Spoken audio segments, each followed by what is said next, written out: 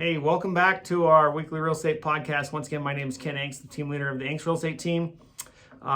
We are following a trend here in 2022. We are educating Northern Nevada about what's going on in the real estate market. That's a simple thing of our channel, is just trying to educate everyone out there and give people options. So today we have one of our great partners in. Her name is Kathy McAlpine with Mason-McDuffie Mortgage. Sorry, I had to spit that out. It's okay, Mason-McDuffie Mortgage. How you doing? Very good, thank you, Ken. Happy New Year. You too. So we're having Kathy in today to talk about different options for people who are thinking about buying in 2022, how to get your act together. We have a lot of clients that come in that want to buy a house and never really pulled a credit report or talked to a licensed professional like Kathy. And then also stick around if you are one of the fortunate people in our group that has quite a bit of equity in your home. We're going to talk about strategies that you can use the equity to pay down high interest debt and maybe look at some home improvements. So yes, let's kick it off. Let's first talk about what's going on with interest rates and why are they up so much? yes. So interest rates are reflective of whatever the federal government decides to do to, in our case right now, stave off inflation. So inflation is really a big part of what we're experiencing with mortgage rates. Rates are about 3/4 of a point higher than where they were at the beginning of last year. That's going to affect buying power in home purchases. It's going to affect monthly payments because the rates are higher. And it also affects home equities because home equity lines of credits are tied to prime rate. Okay, so it's a little higher right now. It's not a little bit, it's quite a bit higher. Quite a bit higher, but historically, we're still at historic lows. Right, and I think you have a graph here. I do have a graph here. We can put this, but if you were to draw a line here, you know, I've kind of done this analysis before, but if we kind of look at what the historical rate is, you're around 6% historically. I know a lot of people in the last 10 years get scared of that number, but historically it's been around 6%. I mean, in 1991, 9.25%. And then 2000, 8%. So these are kind of shocking numbers. And then from 2000, it's kind of been down in the threes for a while. Right. But still, historically speaking, very low rates. So you haven't missed the boat yet. So why is it? What is the Fed doing, and why are they up so much? Because of inflation primarily. So what's been happening in the past is the Fed's been holding rates down low by buying mortgage-backed securities and also holding the federal funds rate down. And now what they're talking about, which you probably heard in the news, is expediting raising the federal funds rate. And the federal funds rate is the rate that the feds actually lend money to banks. Right.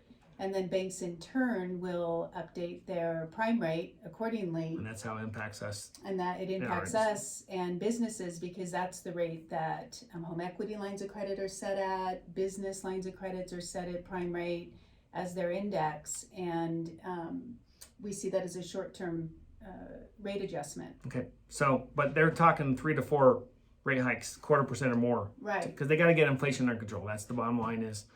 We have a hot economy, things are going up. We have historically high inflation, and how the Fed gets on it is they start ramming through increases in the prime rate. Right. And that impacts us. So. Exactly. So what's good about that is sometimes we actually see interest rates on the mortgage side, which is your long-term rates, actually settle a little bit instead of going up like we've seen in the last 30 days. Okay, yeah, and then keep in mind that you know, if rates are going up, prices can't keep going up. Those two cannot keep going at the same length. So it might be an opportunity that the market hopefully kind of settles down. We don't have double-digit 20% increases. So that'd be nice for you know, locally to get that under control. Right. So let's kick it on to the next topic here. Now we're talking about people. We have a lot of clients that call us. People start planning here, not necessarily in January. Still, people are in the holiday season and kind of getting used to a new year. But you know, it's coming quickly. Where I'll start getting calls. You'll get calls, and we'll start having people come in saying, "All right, I want to buy a house." Well, if you haven't done your homework or talked to a mortgage professional like Kathy, it could be a problem. So, what I'd like to address today, one of my questions, number 2, is. What are things that our clients need to focus on when planning for the future of buying a home? Right. And I like to have that conversation as early on as possible because your first time home buyer is going to be your next home buyer in, usually 5 to 7 years. So I think it's really important to actually sit down with the lender, hopefully me, right, to chat about the things that you need to work on, or even just, brand new first time home buyers starting. And I kind of look at 4 different things. What are they? What's number one, you think? Well, credit is one of them. Yeah, so get your credit pulled and have it pulled by a professional. So Yes, that tells you a lot of things about what you can and can't do, obviously. Right, and your mortgage credit report is going to look different and your score is going to look different than what you get to see as a consumer score. Okay. So it's really important to know where you're starting off at. Do you have any collections on your credit? Do you have anything that is reporting negative that's in error? There's lots of things that you can work on to help improve your score, because your score is going to affect your cost. It affects both your interest rate. If you have a mortgage insurance, it'll affect your mortgage insurance costs. And that ultimately affects how much you qualify for. So that's a good point. And that's why we're stressing people, if you're thinking about buying in 2022, it might be 6 months from now, get in and start working towards this, because you can pay off debt, and then Kathy can help you figure out what's important to make sure that you're a well-qualified candidate. Right. What else? So that's number 2. The other thing that's really important is trying to save as much money as you possibly can. Yep. And I remember when I bought my first home, and what we had to do. I mean, we literally cut back on our grocery bill to help save for the down payment. We sold a car one time.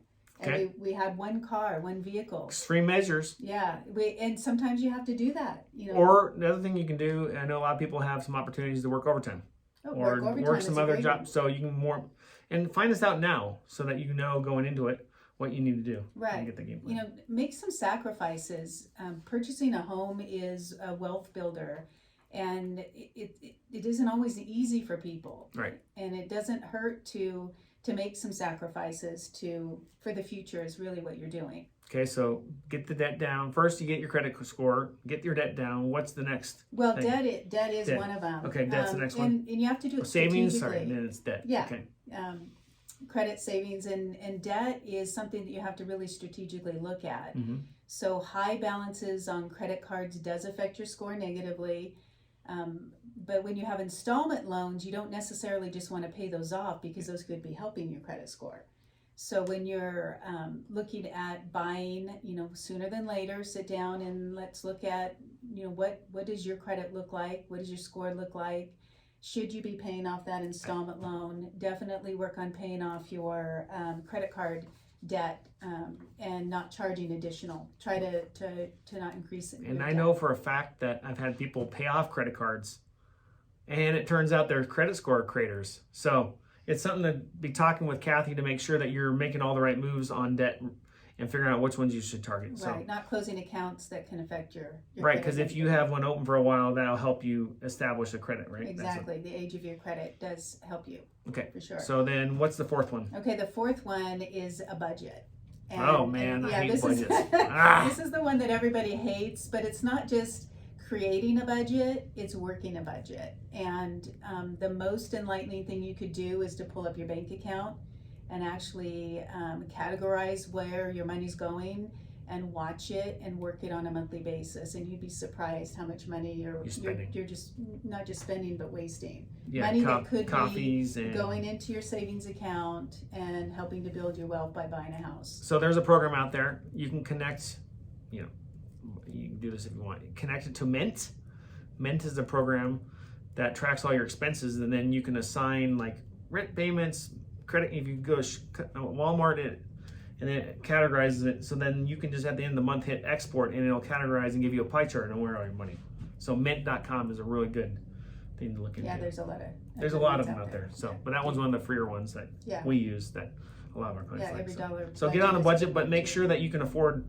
You're going to buy a house. Can you afford it? Because you can't be late on your mortgage payment. No. Otherwise, they kick you out. Exactly. And I think it's surprising right now what your mortgage payment needs to be to purchase in the market that we're in right now. So I always recommend that once you've established with your lender, again, hopefully me, that what mortgage payment you might qualify for, achieve to, and strive to is you start saving the difference between what your rent is and that mortgage payment. That should be your bare minimum savings. Okay. So anything else for first-time home buyers or people who are thinking about getting back in the market? Just start asking family. You know, don't be shy. Hey, we're thinking about buying a house. You know, if you can get gift funds from a family member, That's a good point. you'd be surprised how many family members are willing to help you out. That's a great point. Because right now it is difficult because the prices are high. So that's another way of doing it. So great. All right. So if you have any other questions about being a first-time home buyer, we'll give you guys in the comments below Kathy's information. Give her a call. She's fantastic, and she'll get you on the right track. So we're going to switch to people who fortunately have bought in the last 10 years, 20 years, and have some equity in their house. Yes. But have high interest debt or credit cards. Right. So talk about why someone might want to consider a home line equity to pay off some of those debts. Right. And you may not, there's different types of home equity loans. There's fixed rate loans that you can actually get as a second. There's lines of credit that you can get as a second.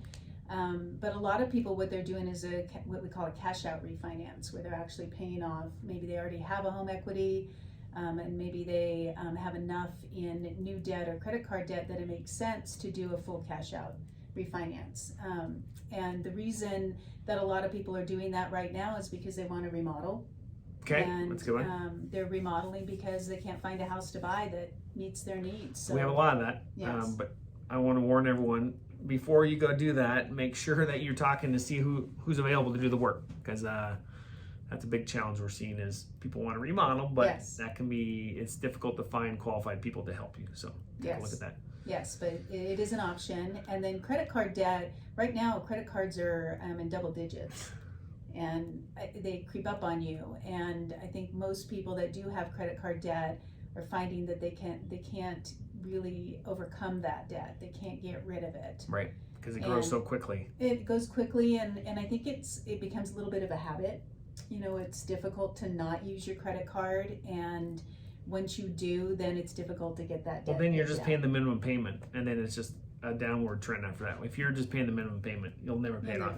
Right. And even if you are paying chunks, you know, sometimes credit card debt is, you know, I have clients that have had several $100,000 in credit card debt, unfortunately. So it can get overwhelming, and that's where a budget comes into play as well. Yeah, so I want to talk about that. You know, before you go rolling it. So we lived through 2007, 8, and 9, and we saw a lot of people.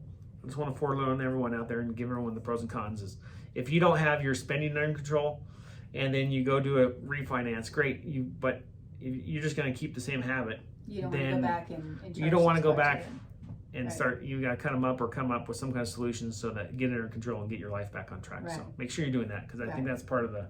If we're being honest with people, that's right. That is a lot of what happens. So, but once you get your once you have your credit card debt, and maybe you have car loans that have higher interest rates. Good point.